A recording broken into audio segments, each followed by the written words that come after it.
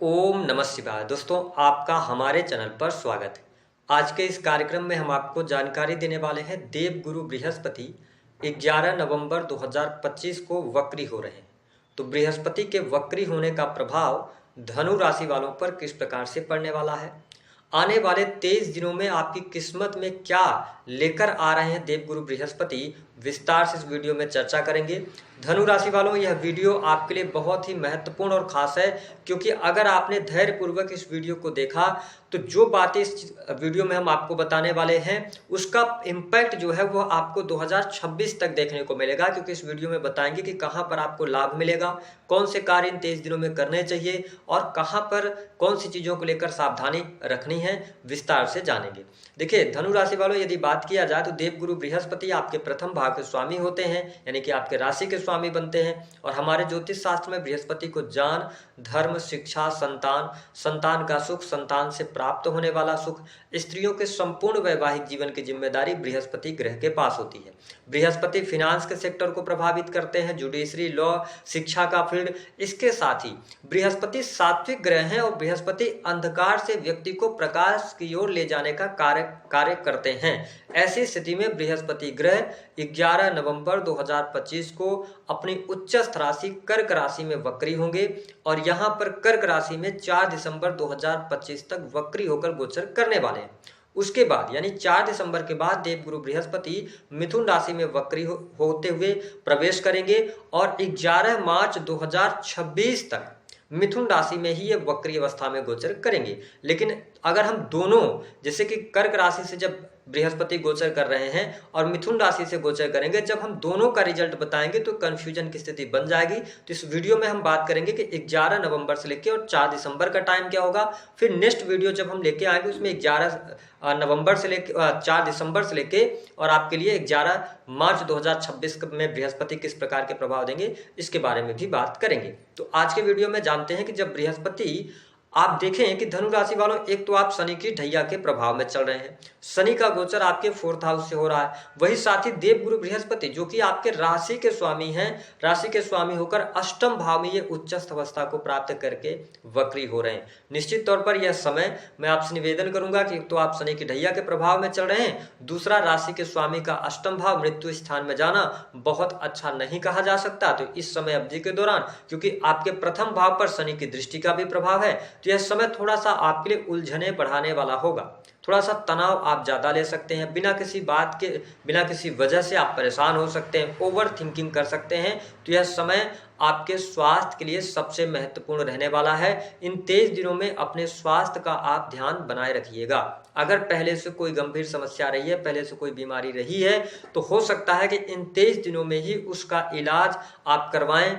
ठीक है, ऐसी स्थिति देखने को मिलेगी। हालांकि ठीक इसके साथ साथ यह समय आध्यात्मिक प्रगति के लिए अच्छा रहने वाला है। जो लोग अकल्ट, एस्ट्रोलॉजी, ज्योतिष, तंत्र मंत्र से जुड़े हुए कार्य करते हैं, उनके लिए यह समय बहुत ही लाभकारी सिद्ध होने वाला है।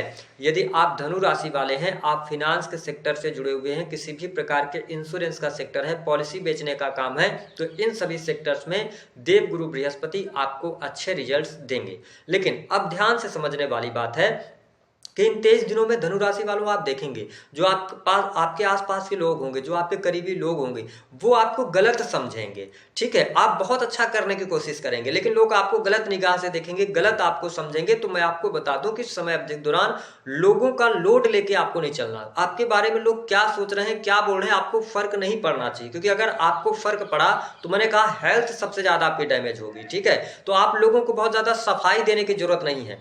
आप सही हैं ये सोचकर अगर आप आगे बढ़ते हैं तो बृहस्पति अष्टम भाव में आपको अच्छे रिजल्ट देंगे। नहीं तो लोग आपसे बार बार सफाई मांगते फिरेंगे और बार बार आपको ही नीचा दिखाने का प्रयास करेंगे। तो जो बात थी वो हमने आपको क्लियर कर दी। अब देखिए बृहस्पति का जो पंचम दृष्टि है वह आपके कहां पर पड़ रही है, 12th हाउस पर पड़ रही है। इसका मतलब यह है कि यह समय इन्वेस्टमेंट के लिए अच्छा है। अगर आपने कोई लंबे समय अवधि से पिछले समय में आपने कोई इन्वेस्टमेंट किया था तो उससे आपको लाभ मिलेगा। लेकिन मैंने आपसे बात किया था कि इन 23 दिनों में आपको क्या नहीं करना, इस पर भी हम बात करेंगे। देखिए, देवगुरु बृहस्पति जो है अष्टम भाव से गोचर कर रहे हैं, तो 11 नवंबर से लेके और 4 दिसंबर तक कुछ ऐसी परिस्थितियां आपके सामने बनेगी कि जो आपका संचित धन है, थोड़ा बहुत भी आपने जो धन संचित किया हुआ है, तो कुछ ऑफर्स आ सकते हैं या आपके सामने कोई ऐसी चीज निकल कर आएगी जहां पर आप अपने पैसे को निवेश करने की तरफ अग्रसर होंगे। आपसे निवेदन है, इन 23 दिनों में निवेश नहीं कीजिएगा, क्योंकि अगर आपने अभी यहां पर निवेश किया तो आगे चल के आप प्रॉब्लम में फंसेंगे, फाइनेंशियल क्राइसिस में फंस सकते हैं, बहुत ज्यादा आर्थिक चुनौतियां आपके लिए आ सकती हैं। तो मेरा यह निवेदन है कि अगर आप इन्वेस्टमेंट करने जा रहे हैं, लॉन्ग टर्म की इन्वेस्टमेंट कर रहे हैं, ओल्ड एज आप प्लान करना चाहते हैं, रुकिए। 5 दिसंबर के बाद चीजें आपके लिए क्लियर होंगी, साफ साफ दिखाई देंगी कि आपको क्या करना है। तो इस पे थोड़ा सा ध्यान दीजिएगा, क्योंकि देखिए देवगुरु बृहस्पति एक तो अतिचारी भी हैं, ठीक है। तो तीव्र गति से लिए गए निर्णय इस समय अवधि के दौरान आपको बहुत अच्छे रिजल्ट नहीं देने वाले हैं। हाँ, इस समय अवधि के दौरान धनु लग्न या धनु राशि वालों के लिए विवाह का योग निश्चित तौर पर बन रहा है। जो लोग अविवाहित हैं उनके लिए शादी विवाह के प्रस्ताव आना, या हो सकता है कि आपका पहले से शादी विवाह तय है तो 5 दिसंबर 2025 से पहले पहले आपके शादी होने का योग बनता है, क्योंकि उसके बाद भी जब बृहस्पति वक्री होकर सप्तम भाव में जाएंगे तो ओवरऑल अगर कहा जाए तो जो लोग अविवाहित उनके विवाह होने के योग बनते हैं। दाम्पत्य जीवन आपका अच्छा रहेगा, जीवन साथी का सहयोग और समर्थन मिलेगा, एक दूसरे को आप समझ पाएंगे। लेकिन हाँ, थोड़ा सा यहाँ पर आपको ईगोस्टिक होने से और अपने वाणी पर, अपने गुस्से पर नियंत्रण रखने की आवश्यकता रहने वाली है यदि आप धनु लग्न या धनु राशि के हैं। साथ ही देवगुरु बृहस्पति की जो 7वीं दृष्टि का प्रभाव है, बृहस्पति आपके सेकंड हाउस को देखेंगे जहां पे मकर राशि आती है। देखिए, मकर राशि नीच की राशि हो जाती है इनके लिए, तो थोड़ा वाणी को संयमित करिएगा। हालांकि और धन के बारे में भी मैंने बताया कि जो संचित धन है, कहीं निवेश कर रहे हैं तो जल्दबाजी में नहीं कीजिएगा। कुटुंब परिवार के लिए अच्छा है, पारिवारिक जीवन आपका अच्छा रहेगा, परिवार के लोगों का सहयोग और समर्थन भी आपको प्राप्त होता इस समय अवधि के दौरान नजर आएगा।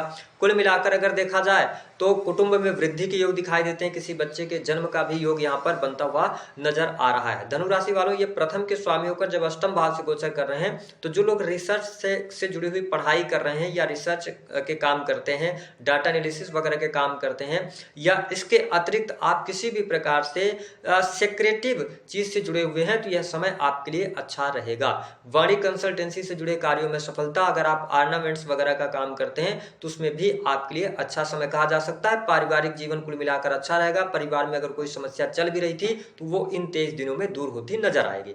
अब देखिए, देवगुरु बृहस्पति की जो नवम दृष्टि का प्रभाव है, जहां पर मीन राशि आती है और शनि ग्रह ऑलरेडी वहां पर विराजमान है, ठीक है। देवगुरु बृहस्पति की जब दृष्टि पड़ेगी, निश्चित तौर पर भूमि भवन वाहन से संबंधित आपके कार्य होंगे। अगर आपके कार्य जो है वो पहले से पेंडिंग पड़े हुए थे तो उन पेंडिंग कार्यों में आपको गति देखने को मिलेगी, परिस्थितियां आपके लिए बेहतर रहेंगी।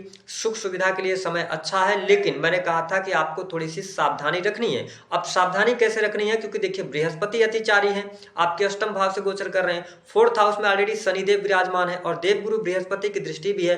तो ये कहने का मेरे ये मतलब है कि यदि आप कोई भूमि भवन वाहन से संबंधित कार्य करना चाहते हैं, ठीक है, तो जल्दबाजी में आपको कोई चीज नहीं खरीद लेनी है। जैसे आपके मन में ख्याल है कि आपको सुख सुविधा बढ़ानी चाहिए, इन 23 दिनों में बृहस्पति का सपोर्ट आपको मिल रहा है, आपने कोई कार वगैरह खरीद ली, कोई घर आपने खरीद लिया, और आगे चल के बृहस्पति क्योंकि वक्री होंगे, आपके सप्तम भाव से गोचर करेंगे, तो पता चला कि आप फाइनेंशियल क्राइसिस में फंस गए या किसी भी प्रकार की चुनौती परेशानी आ गई। दूसरी बात कि शनि भी वहां गोचर कर रहे हैं, तो मैं आपसे निवेदन करूंगा कि शनि जब 4th हाउस से गोचर कर रहे हैं, ऐसा नहीं है कि शनि के ढैया में व्यक्ति को भूमि भवन वाहन का लाभ नहीं मिलता जरूर है, लेकिन ये 23 दिन ज्यादा महत्वपूर्ण है। इन 23 दिनों में आपको थोड़ा सा बड़े इन्वेस्टमेंट, घर परिवार, इन सब को लेकर बड़े डिसीजंस नहीं लेना। हालांकि 5 दिसंबर 2025 तक की अगर परिस्थितियों की बात करें तो इस समय अवधि के दौरान आपके घर परिवार में खुशहाली रहेगी, परिवारजनों का सहयोग मिलेगा, कोई धार्मिक अथवा मांगलिक आयोजन निश्चित तौर पर होता नजर आएगा। अगर हम धनु लग्न या धनु राशि वालों के लिए बात करें तो एक चीज का और आपको ध्यान रखने की आवश्यकता है कि अगर आपकी संतान है तो संतान की स्थिति बेहतर रहने वाली है,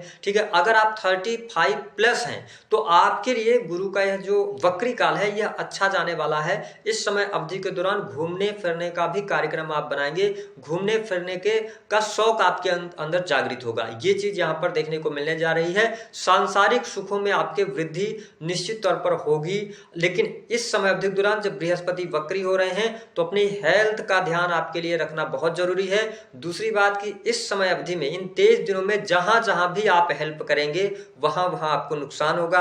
आपका इस समय अवधि के दौरान स्वभाव ऐसा होगा कि आपको ज्यादा से ज्यादा हेल्प करनी है, लेकिन आपसे निवेदन है कि आप बिल्कुल, क्योंकि धनु राशि वालों आप ऑलरेडी बहुत समझदार होते हैं, बुद्धिमान होते हैं, और आपसे अगर कोई मदद मांगता है तो आप पीछे नहीं हटते हैं, लेकिन आपसे निवेदन है 8th हाउस में बृहस्पति वक्री हो रहे हैं, हेल्प मत कीजिए, थोड़ा सेल्फिश होइए, अपने बारे में सोचिए तो आपके लिए अच्छा रहने वाला है। और थोड़ा सा संतान को इस समय अवधि के दौरान समय दीजिएगा, नहीं तो संतान आपकी शिकायत करती नजर आएगी। उपाय क्या करेंगे? अष्टम भाव से बृहस्पति का गोचर होना, आप रिसर्च से जुड़े रहिए, कुछ नया पढ़ते रहिए, कुछ सीखते रहिए, और इसके साथ ही अपने जो आपका जुपिटर माउंट होता है वहां पर आप हल्दी लगा सकते हैं, या सिंपल सा उपाय रहेगा कि आप अपने मस्तक पर हल्दी का टीका लगाएं इन 23 दिनों में। 23 दिनों के बाद आपके जीवन में एक बार चीजें स्पष्ट होंगी। साथ ही बिजनेस व्यापार में भी तरक्की आपको मिलेगी। इन 23 दिनों में थोड़ा सा बिजनेस व्यापार में स्ट्रगल आप महसूस करेंगे, लेकिन उसके बाद जब ये वक्री होकर मिथुन राशि में आएंगे तो आपको बहुत सारे अपॉर्चुनिटीज भी लेकर आएंगे, भले ही शनि की ढैया क्यों न चल रही हो। तो दी गई जानकारी पसंद आए तो वीडियो को लाइक करें।